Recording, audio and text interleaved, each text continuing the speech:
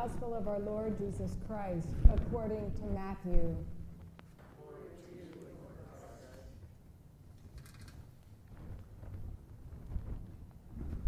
After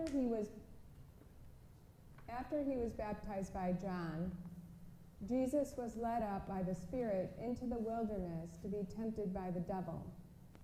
He fasted 40 days and 40 nights, and afterwards he was famished.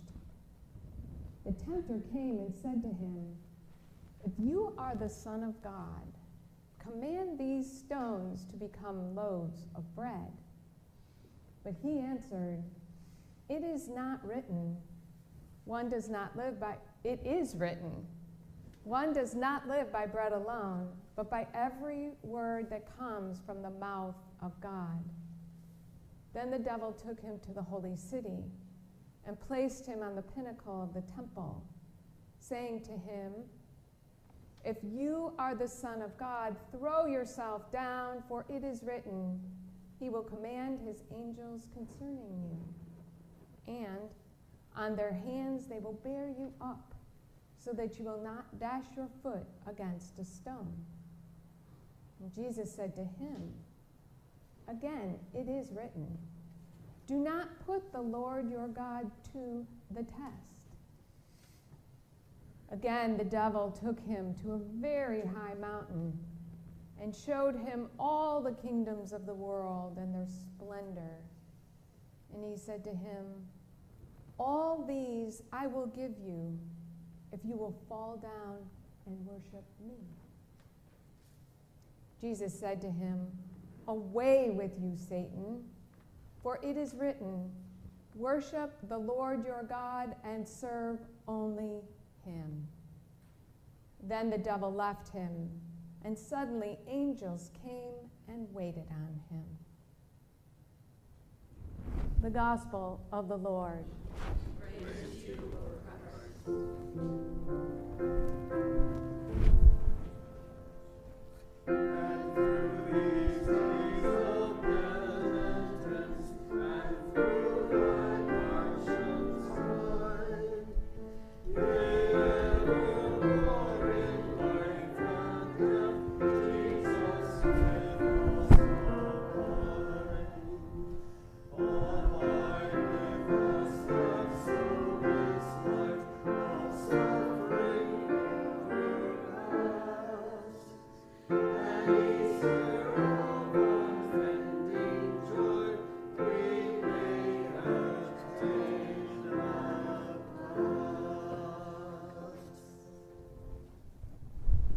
Please be seated. Can you hear me okay? Yeah? Could be louder? Oh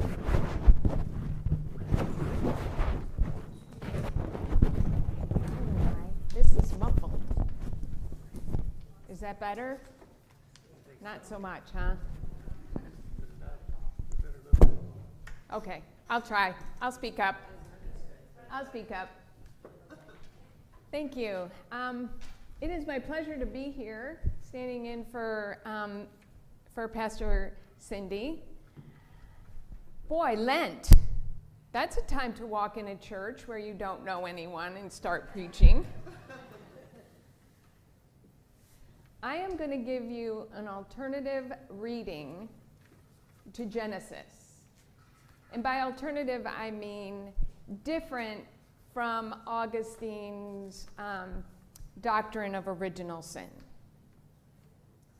And Paul, I can see where Augustine got that, especially when you read that epistle with it.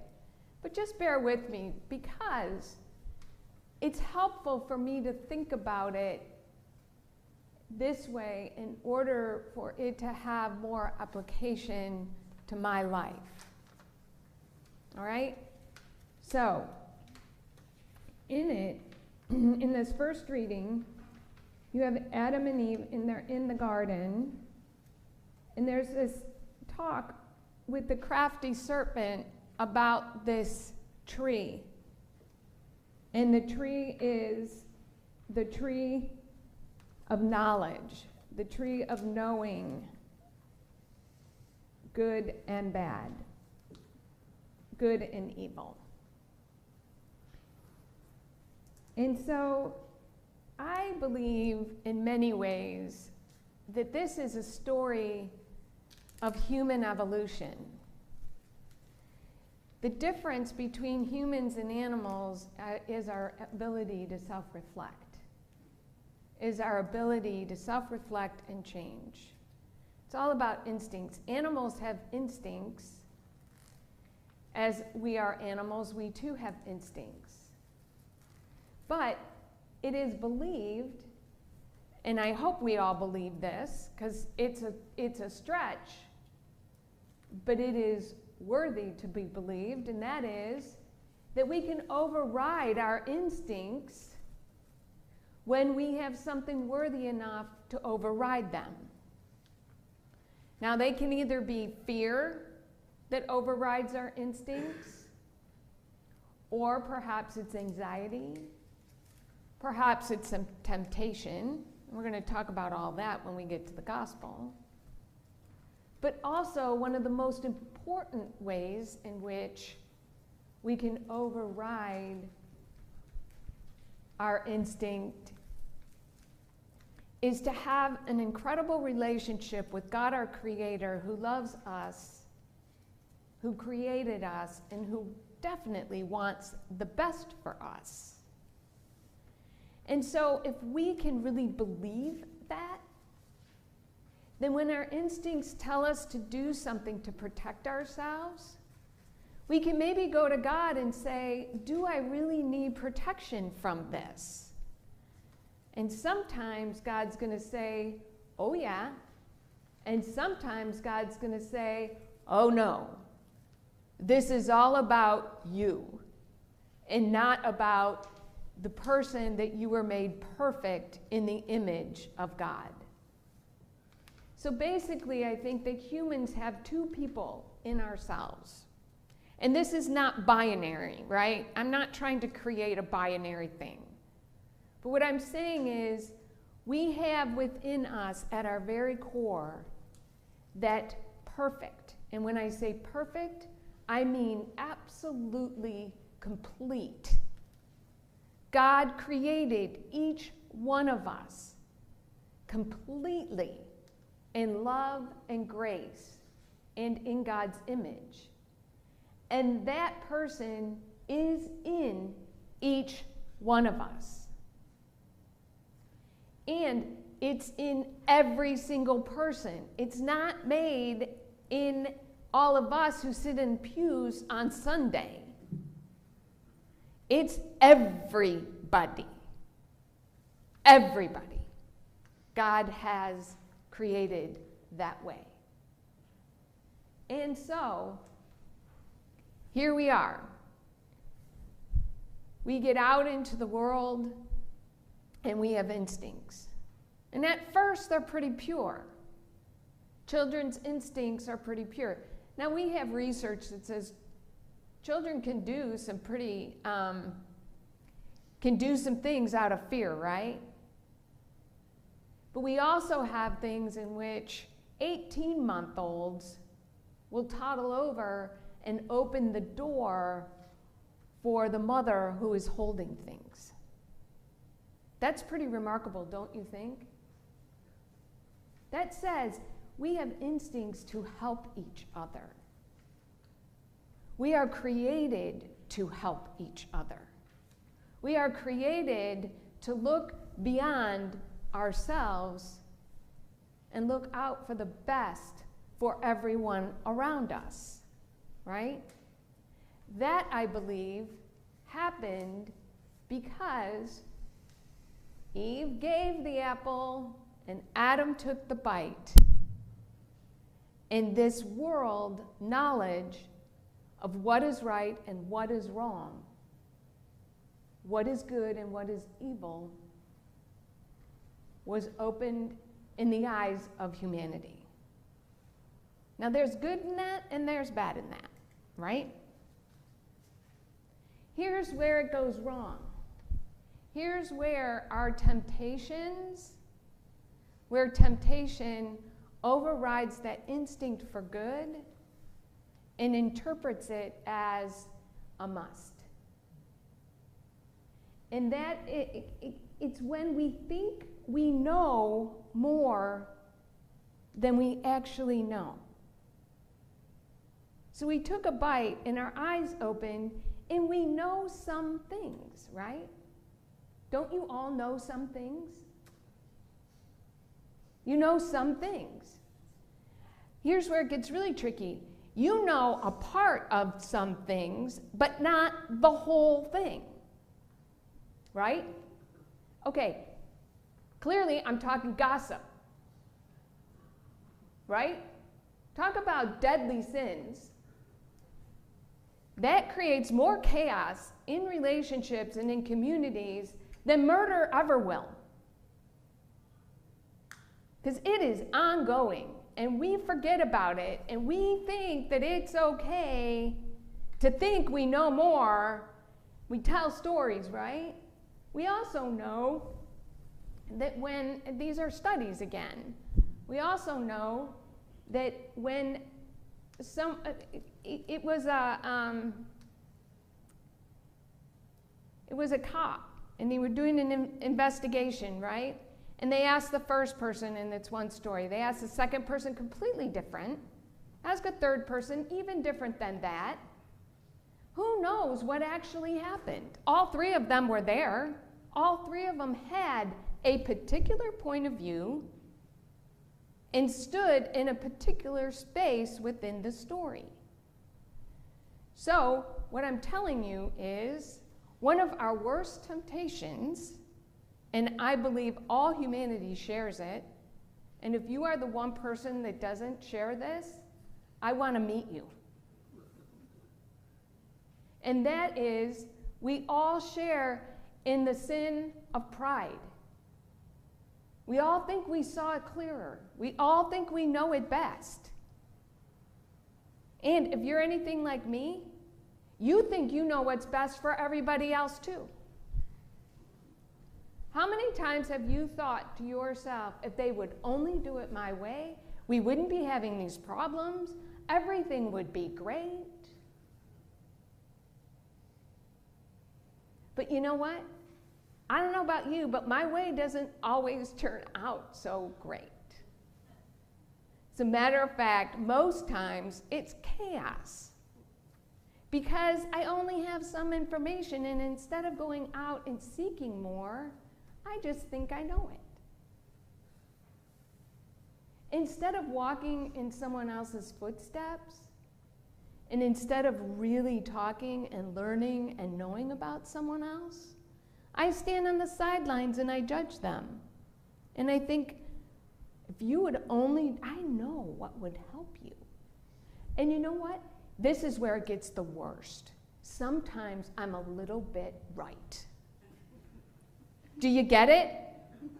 Right? Sometimes I'm a little bit right. But I'm not God.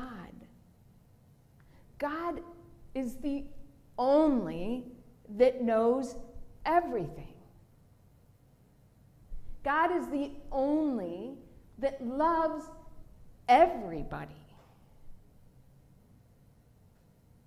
That's the truth. So this piece about being in the garden, and let's talk about that last sentence. Then the eyes of both were opened, and they knew that they were naked. And they sewed fig leaves together and made loincloths for themselves. I'm not going to talk about sex, but I am going to talk about nakedness. What else could that mean, metaphorically? Nakedness is vulnerability. And then they realized they were vulnerable. They were vulnerable to the temptation to want to go the easy way out, but they knew it was evil. They were vulnerable because they felt exposed and open, and they needed a defense to protect themselves. I would say to you, as I have taught in teen classes, that when you are vulnerable, you will create defense mechanisms in which you can protect yourself. You can call them defense mechanisms, or you can call them instinct, right? You could call them either one. But when we talk about it, a defense mechanism works until it doesn't work. And when it stops working, we very rarely realize it. It's like wearing a parka in Hawaii in the middle of June. That parka is great if you are in Antarctica. Isn't so helpful if you're in Hawaii. And yet as human beings, we are not that quick.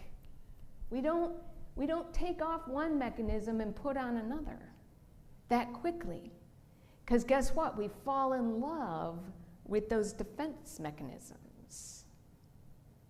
And some of those defense mechanisms is exactly what Jesus is talking about in the temptations.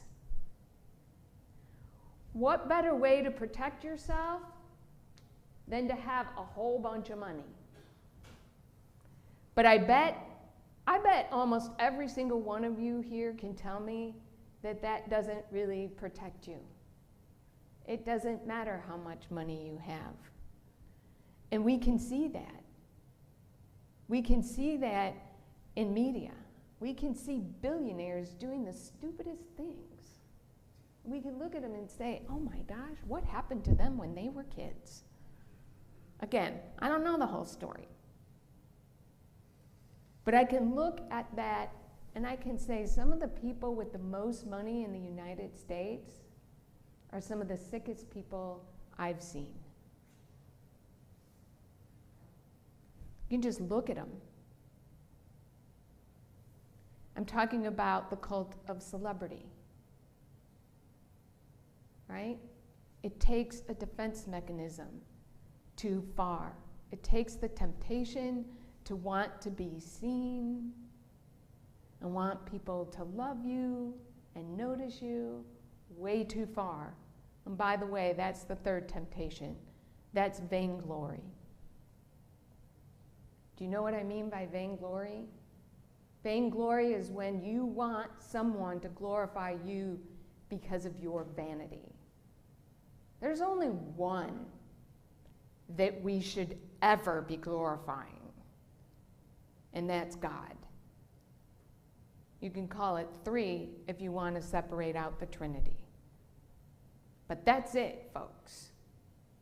No one else is worth glorifying, no matter how good they are or how bad they are, no matter how much money they have.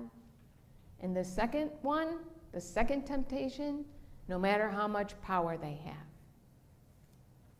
Because you know what? All the money in the world, all the power in the world comes from one source, and that's from God.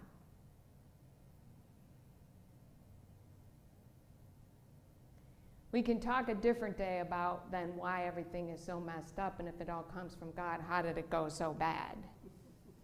But let's stay with us on this one. So here's the deal. Whether your temptation is one of the deadly sins, whether it's alcohol, whether it is drugs, whether it is eating, whether it is shopping, whether it is amassing and you say, I'm going to retire when I hit this number, but you get to that number and that number doesn't feel safe enough, so then you're going to go up to this number, and now you're still working and everybody wants you to retire, but you're too afraid. Okay? Too afraid. Here's my question to you on this Lent morning, the first Sunday of Lent. What is your temptation? That's what I tell teenagers. You should find it out early, because if you find it out early and you make friends with it and you realize that you don't have to succumb to it, your life is so much better, right? It doesn't matter what it is. It doesn't matter what your neighbor's is. It doesn't matter what your children's are. All of us have one. All of us have some kind of temptation that gets in the middle between us and God. The point isn't what it is. The point is you know what it is, and you give that over and over and over and over and over to God. Because as we have learned last year and the year before and the year before that and before that, we know that through Christ's death and resurrection, he has broken the chain of sin and death. So if you're living in your own private little hell because temptation has overcome you, it's magic. It is mysterious and magic. Give that over to God and watch what happens. There's a million different ways you can do it. You can write it on a piece of paper and put it in a God box. You can get down on your knees every single day at the same time, every single day at a different time, and pray. Give it over to God. What I do, what I have to do, is I have to say, God, thy will be done, not mine, over and over and over again. And I know when I'm getting twitchy and when I'm getting a little mad because I think that I know something more, I need to say it. I need to double down on that prayer. Because that's what's happening. My biggest temptation is thinking I know more than I do. Pure ego. Absolute ego. So I invite you in this Lenten season to open your heart. You only need one thing: willingness. Open your heart and ask God, what's that temptation? And if you already know, start working on it. Give it over, give it over, give it over. God, I think I know more than I do. Help me understand there is more going on and accept it. It's good prayer, right? You can steal it.